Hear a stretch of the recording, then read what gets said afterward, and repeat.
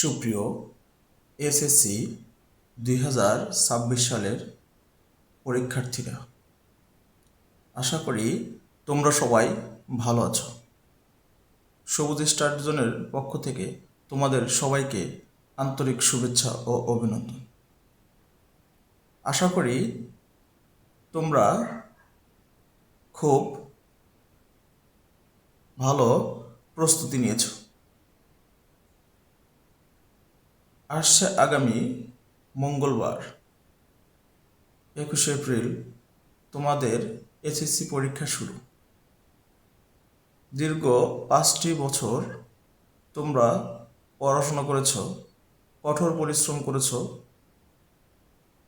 তারই প্রতিফলন হিসেবে এসএসসি পরীক্ষা তোমরা খুব ভালো ফলাফল করবে আশা রাখি। মনে রেখো, এই পাবলিক পরীক্ষায় চূড়ান্ত ফলাফল অর্জনের মাধ্যমে তুমি তোমার নিজের পরিবার, বিদ্যালয়, গ্রাম, ইউনিয়ন, নিজ থানা, জেলা, সর্বোপরি এই বাংলাদেশের সামগ্রিক উন্নয়নে অবদান রাখবে। তুমি ভালো ফলাফলের মাধ্যম এই ভালো একটা কলেজে ভর্তি হতে পারবে এবং বাংলাদেশের একজন আদর্শ সুনাগরিক হতে পারবে। তোমাদের পরীক্ষার হলে প্রবেশ করেই যেন কোনো চিন্তা করতে না হয়, খাতা হাতে পাওয়ার সাথে সাথে যেন খুব রিল্যাক্স মুডে তোমরা তোমাদের খাতার কভার পেজটা পূরণ করতে পারো। তার জন্যই আজকের আমার এই ভিডিওটা।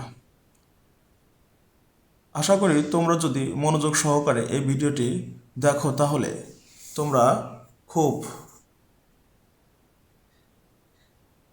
আনন্দের সহিত ভয়হীনভাবে তোমরা তোমাদের খাতার কভার পেজটা পূরণ করতে পারবে। তোমরা ভিডিওতে যে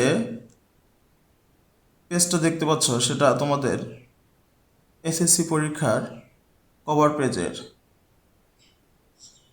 এই কভার পেজের 3টা অংশ।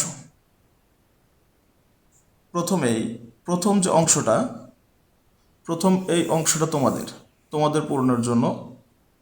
দ্বিতীয় যে অংশটা আছে,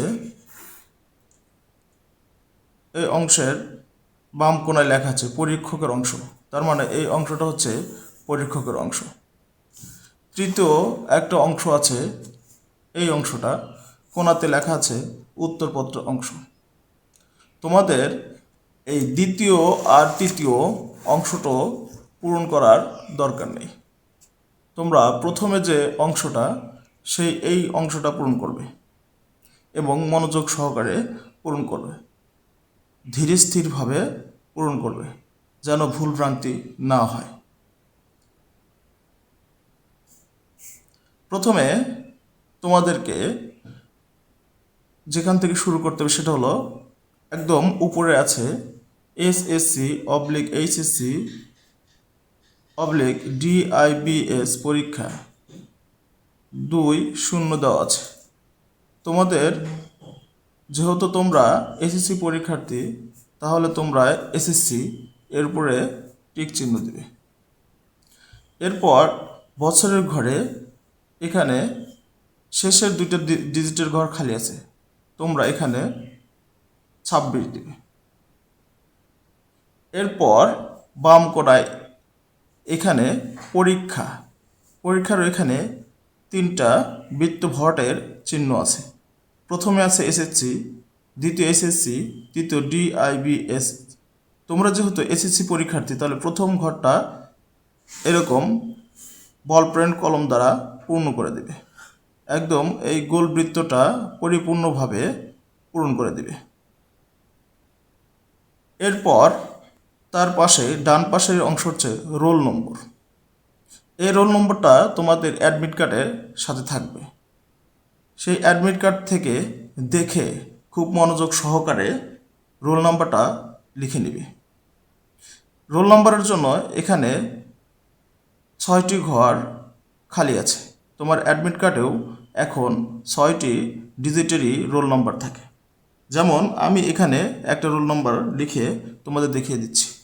তবে অবশ্যই মনে রাখতে হবে মনোযোগ সহকারে প্রত্যেকটা ঘর পূরণ করতে হবে, যেন কাটাকাটি না হয়। কাটাকাটি হলে তোমার পরীক্ষা দেওয়ার মনোবল হারিয়ে যাবে। অ্যাডমিট দেখে দেখে একটা করে ডিজিট সুন্দর করে এই ঘরে লিখে নেবে।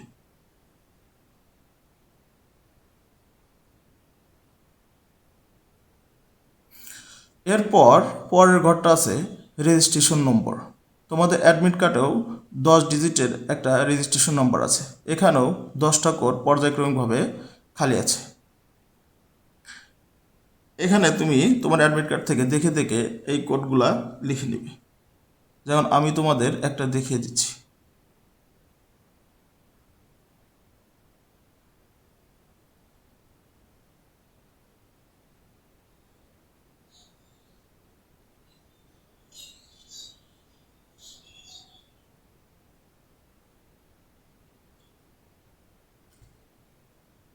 এরপর এই দুইটা ঘর আগে পূরণ করবে। যেমন আমরা প্রথমে আবার রোল নম্বরে ফিরে যাই। এরপর এখানে আমরা কি করব, আমরা ডান পাশ থেকে পূরণ করব। তুমি ইচ্ছা করলে বাম পাশ থেকে পূরণ করতে পারবে, কোনো সমস্যা নেই। কারণ এখন উপরে 6টা ঘরই 6টা ডিজিট বসানো আছে। কি কাজ করতে হবে, এখানে দেখো এখানে আছে 4। তাহলে আমি এই বরাবর উপর নিচ, বামে টানে না, উপর নিচ বরাবর যেখানে 4 আছে, আমি আবারও বলি এই কোডে আছে আমাদের 4। তাহলে এই কোডে 4 আছে, এই নিচ বরাবর 4 যেখানে আছে, অর্থাৎ নিচ বরাবর এখানেও 10টা ডিজিট আছে, 0 থেকে শুরু করে 9 পর্যন্ত আছে। তাহলে 0 1 2 3 4, এইখানে আমার 4 আছে, আমি এটা পূরণ করব। অর্থাৎ এই ঘরে তোমার যে অঙ্কটি পড়বে বা যে ডিজিটটি পড়বে, সেই ঘর বরাবর নিচের দিকে সেই বৃত্তটা পূরণ করতে হবে এবং বৃত্তটা পরিপূর্ণভাবে পূরণ করতে হবে। আবার পরিপূর্ণভাবে পূরণ করার সময় খেয়াল রাখতে হবে যেন অন্য ঘরে না লেগে যায়। এরপর আছে 5। তাহলে আমি এই বরাবর নিচ বরাবর 5 যাব, নিচ বরাবর 5 যায়, এখানে পূরণ করব। এরপর 8, তাহলে এই নিচ বরাবর আমার 8 এখানে আছে, 8 পূরণ করব। এরপর পরের আছে 1, তাহলে আমরা এখানে 1 পূরণ করব। মনে রাখতে হবে নিচ বরাবর 9, একদম নিচে 9 আছে।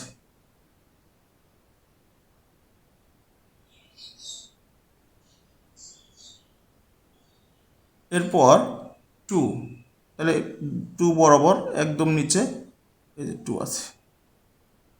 তাহলে দেখো আমাদের রোল হলো 29 18 54, এই যে 2 9 29, 1 8 18, 5 4 54। একইভাবে আমরা রেজিস্ট্রেশনের ঘরগুলো পূরণ করব। তাহলে এখানে আছে 4, তাহলে আমি নিচ বরাবর যাব, এখানে 4 আছে আমার, এটা পূরণ করে দিব। এরপর দ্বিতীয় এখানে 4 আছে, এখানে 4 পূরণ করে দিব। বরাবর 8, এটা আছে 8 বরাবর নিচে একদম নিচের দিকে যে থাকবো 8।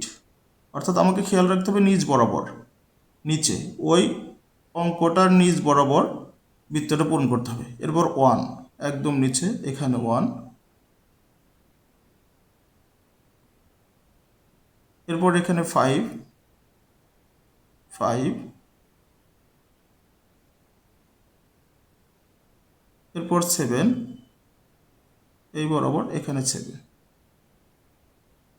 আমি সবসময় নিচের দিকে যাব। এরপর 2, এই 2 বরাবর একদম নিচে, এখানে 2।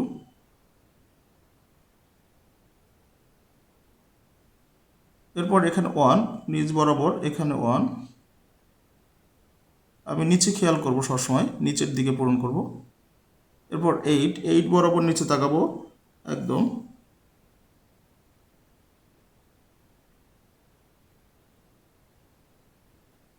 এরপর 2 বরাবর নাম। আরও বিশেষভাবে খেয়াল করলে তুমি দেখতে পারবে তোমার যে ডিজিটটি বসিয়েছে, যেমন এখানে প্রথমে 2 বসেছে, 2র ঘরের একটা কালার আছে, আমি ওই কালার বরাবর ওই নিচের দিকে যাব, দেখা যাবে যে একই কালার থাকবে। আবার এখানে 8 আছে, 8-এর ঘরের ভিতরে দেখুন সাদা কালার, এই নিচ বরাবর ওই কোডগুলো কি সাদা, এরকম খেয়াল করতে পারবে তুমি, এরকমও বৈশিষ্ট্য থাকবে। এভাবে আমাদের রেজিস্ট্রেশন নম্বরটাও পূরণ হয়ে গেল। এর পরের ঘরটা আছে আমাদের বিষয় কোড, অর্থাৎ আমার যেদিন যে বিষয় পরীক্ষা সেই বিষয়ের একটা কোড নম্বর আছে। যেমন তোমাদের প্রথম পরীক্ষা যদি হয় বাংলা, তাহলে তোমরা এখানে বাংলার একটা কোড আছে তোমাদের অ্যাডমিট কার্ডে থাকবে, অথবা তুমি আগেই বিষয়ের কোডগুলা জেনে যাবে। অ্যাডমিট কার্ডে অবশ্যই লেখা থাকে, বাংলা লিখে তারপর কোড দেওয়া থাকবে। যেমন বাংলার ফার্স্ট পার্ট কোড নম্বর 101, তাহলে এরকম করে এই 101 লিখে নেবে। তারপর এই 1 নিচ বরাবর এখানে 1 পূরণ করবে। এরপর 0 বরাবর এখানে পূরণ করবে। এরপর 1 এই বরাবর পূরণ করবে।